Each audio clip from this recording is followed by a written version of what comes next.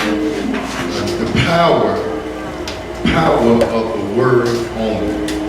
The power of the word only. Understand that we have no idea just how powerful even ourselves and our words are. Now, the word is powerful in positive.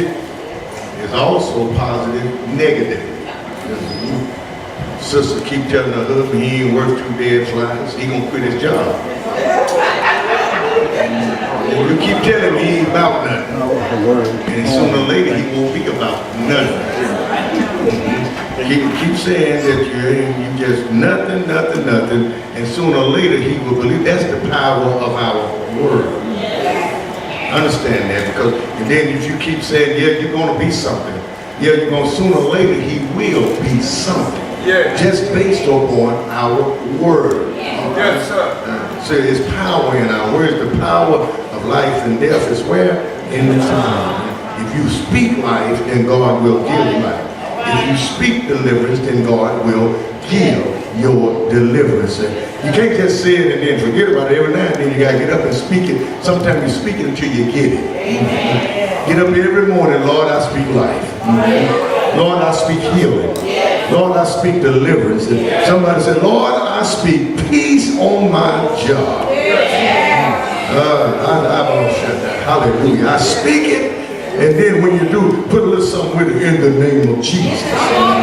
And when you speak the name of Jesus, you just added the power of the fuel that you need to go along with that word. In our text, and I'll try to move quickly, and saints of God, we're dealing with Jesus coming down from the mountain, and he says, a great multitude followed him. People was following, as we often talk about Jesus and how people flocked to him during that critical time in era. They couldn't stay at home and watch him on Facebook. You get the live hookup, live stream. People had to actually come and follow Jesus. We got a lot of home church folks now that wants to watch live stream. But I'm saying, if you're really going to follow Jesus, you ought to show up at the church. If you go far. That's right. I know technology make things convenient, but sometimes everything convenient is not necessarily the best. That's right. Every cake that's cooked out of the box don't necessarily taste like the one that Mama used to make. Anyway, but many of them followed him, and he came, and as there's a throng of folk coming, you deal with a man here. Now, I want us to be mindful of what's taking place here, because it is about the power of his word. And this whole chapter, the 8th chapter of Matthew, if you will read it all, it's about several miracles, or more than just these 2 that we make mention of, 2 that we're talking about, but there are many more that happen that is noteworthy in this particular chapter. We know Matthew was basically a writer to the Jews. He's that writer. He wrote in order to relate basically to the Jews. So much of his writing dealt with subject matter that they understood clearly.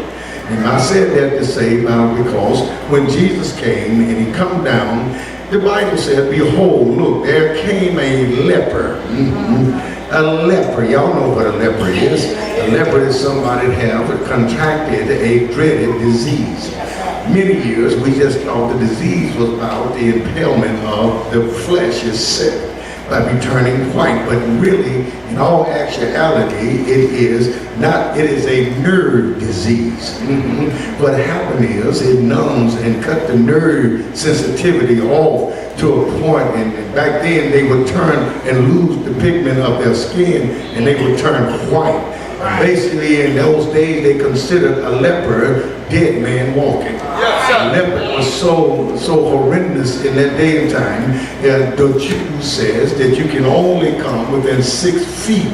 They would practice coming within 6 feet of a leper. And if the wind was blowing in their direction, they would stay 150 feet away from a leper. The leper then became known as a person that contracted leprosy. It became known then as the sin of death. How many know the wages of sin is death? That's why they compared it to sin. So here this leprechaun who has no business really should not have ever showed up in the midst of the crowd. But he comes because that was his last and only hope, was to get to this man called Jesus.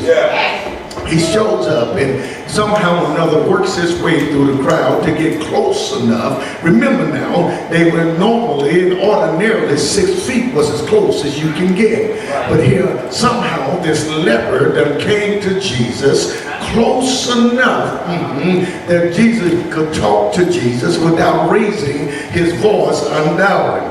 First thing, saints of God, now I want us to hear this. If you have issues and you have sickness and you have something that is causing you all type of mental or physical struggles, then one sure way to get to Jesus is to learn how to worship. If we worship, then you can get a response from Jesus. The Bible said this leper who was messed up and on his way to the grave. Can I help somebody? What happened to leprosy? Let me deal with that a little bit more, because it makes us remember how sin does an individual. Y'all ever seen somebody that drank themselves literally in the grave? Have you ever seen what crack cocaine does to an individual? Leprosy was that type of sin that after so long a time, the nerves or the trunks of the nerves would die, and they could easily get infected without realizing it. Sooner or later, they start losing limbs. They get up in the morning sometimes, and when they get out of bed, they get up and their legs stay in the bed. Sometimes, I read somewhere, it was so horrific and the nerve was so numb that there have been many people sleeping in dilapidated housing, saints of God, that mice would have eaten off part of their feet the next morning without them even realizing it. That's how serious and how ugly leprosy really was. Then apparently it carried some type of order, if you please. Not that possibly it wasn't a bad thing, but if you had an infection and didn't realize it, you begin to rot. Anything that rots smells. Fruit smells when it rots, even though it's good for you. Vegetables. So you can imagine human flesh that is rotten, that while he is yet walking, live, and breathing. That's, I can understand why possibly they didn't want to be very close to him, because they felt like it was a contagious disease. Let me throw this in for bonus coverage. Sin is contagious. You start running to somebody that's contaminated with sin, eventually it will get on you. Now listen, I found out early as a young pastor, this one thing I makes illustration often.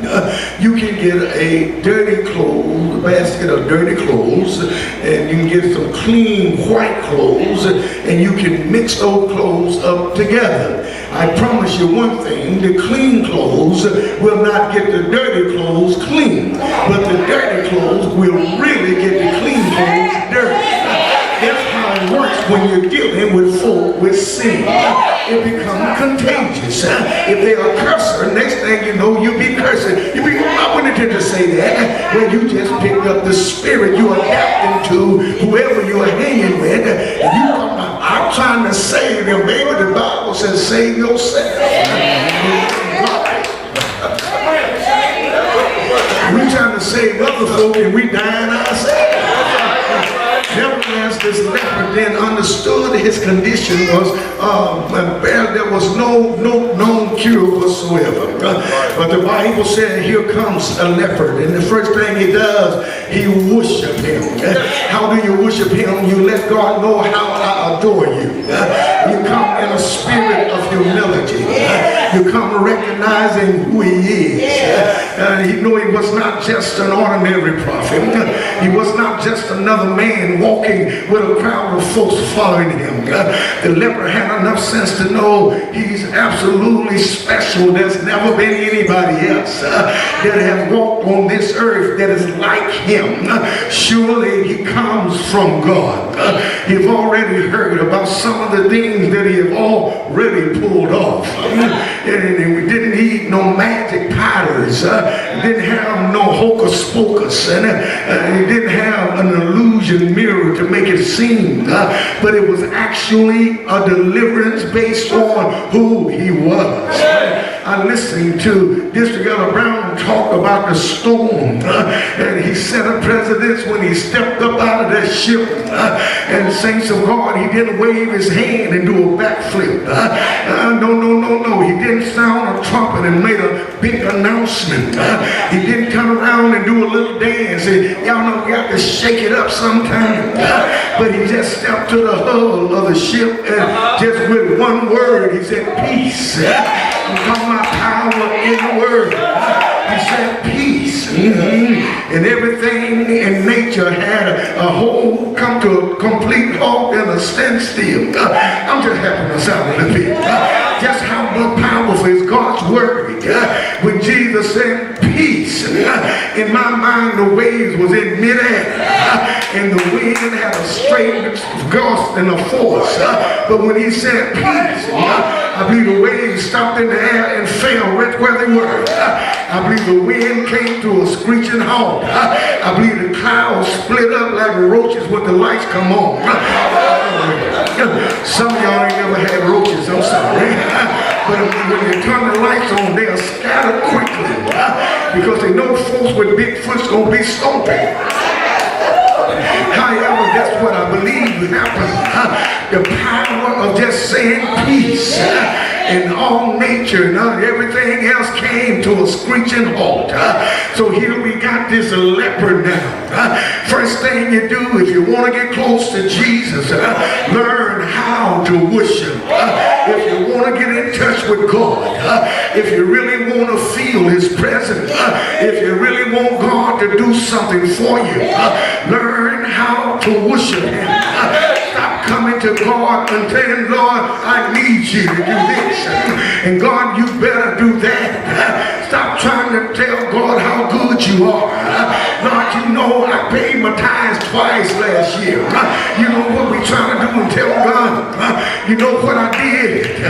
I took my sick uncle to the store 3 times, but you charged him for gas. We trying to make God feel like he owes us something.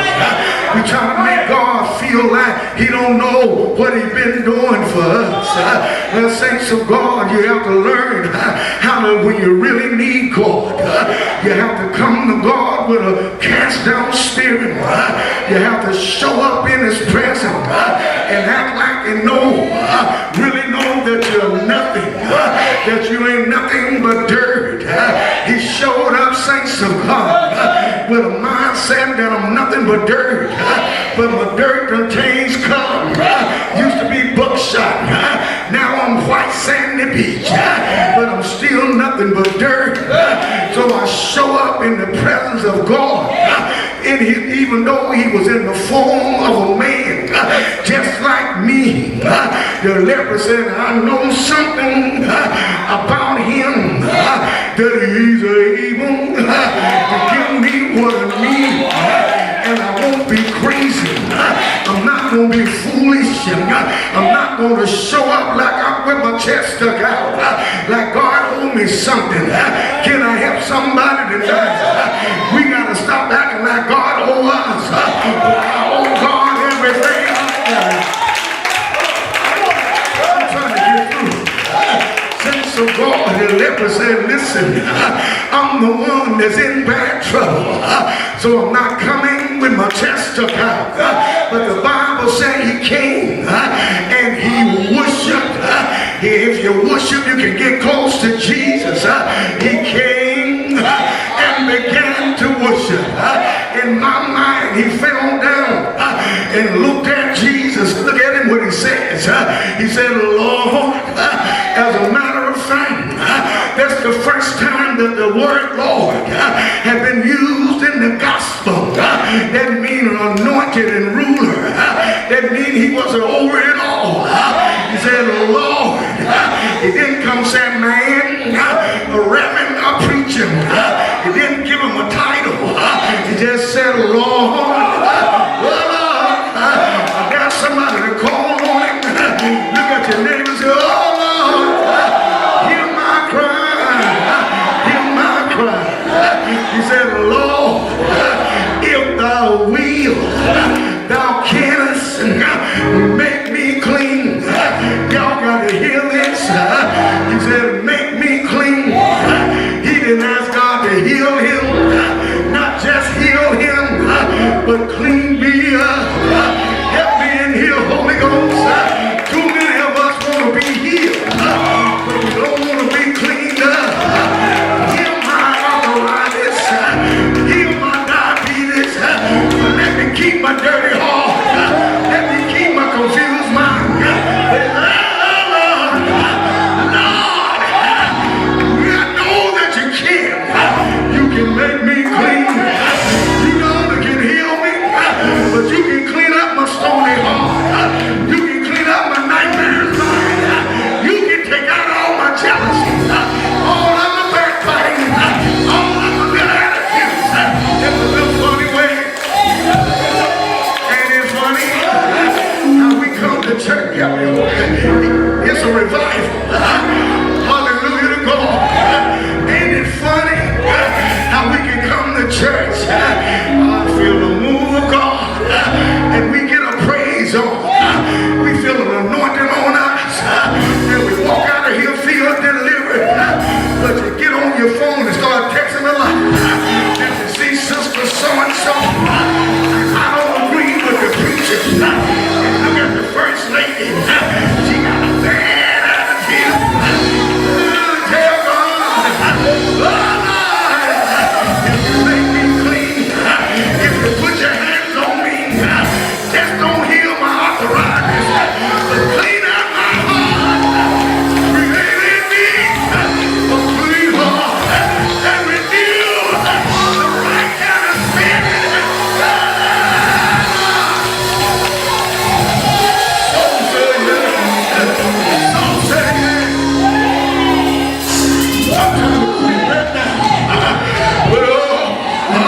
The leopard he came. Let's get things in order. We starting to do everything else before we learn to worship. He's worthy of our worship. He's worthy. I know praise is a part of worship, but worship goes to another level. We get past the dance. We get past the shout. We get intimate with God.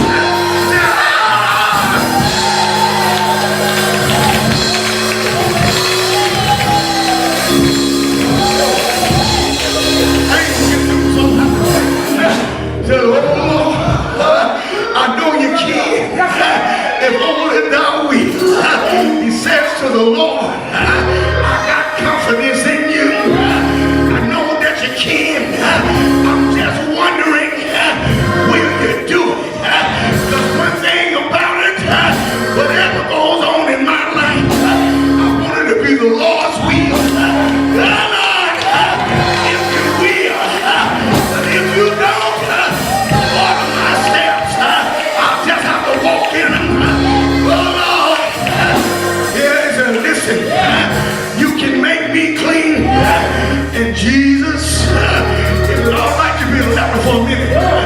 Jesus, the leper had to get pretty close. He got up close to him. Sit down here, because I believe he was bound. And Jesus looked at him. The law says you need to stay away 6 feet. If you or two don't get close to him, he will contaminate you.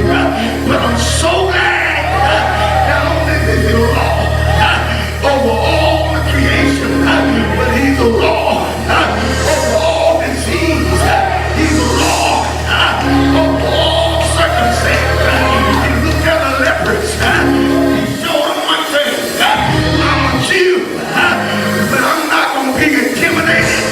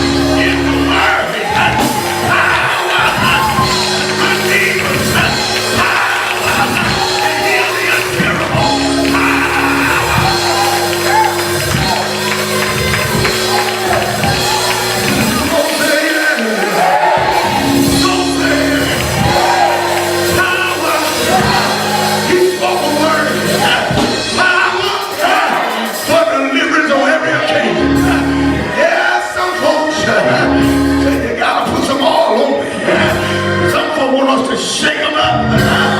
But I come in the name of Jesus. If I can just speak a word, he said, be thy healed. Healing will take place. If I can just speak a word, regulate your mind. Peace will come to your mind. I got power in the word of God. I got power to tell the devil to cease. I got power. Come on, give him praise and praise.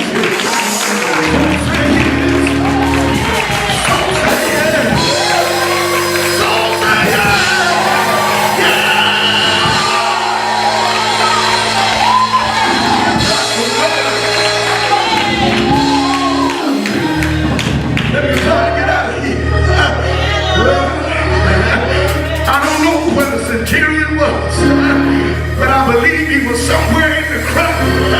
He saw Jesus touch that old leper, and he came clean.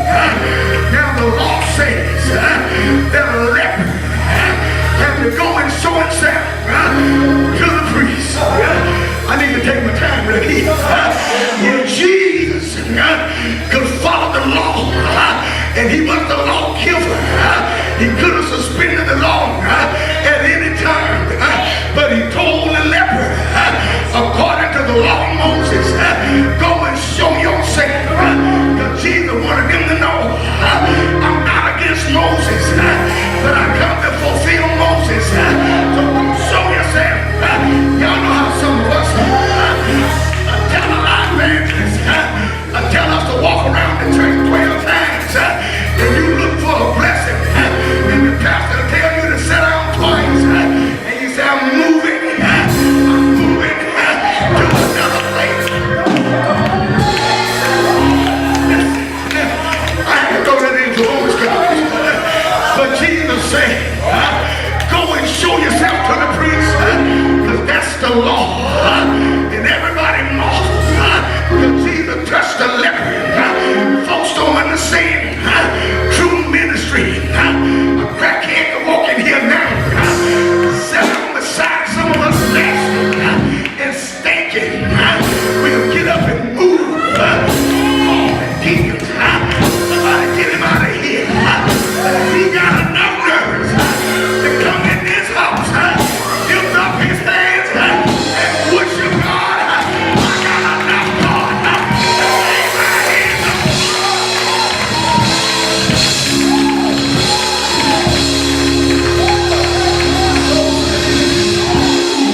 So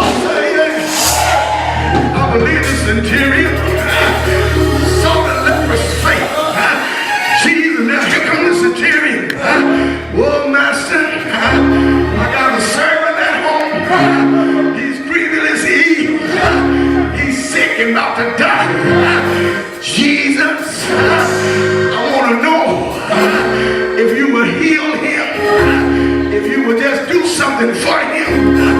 And Jesus said, I will. And Jesus will again. Because the leper said, if thou will, I want to help somebody. If it's God will, you want to come up out of that mud hole. If it's God will, you want to give me your perfect outside now. If he will, he's trying to get some stuff out of you right now. If you will, you want to dry up the cancer cell. If he will.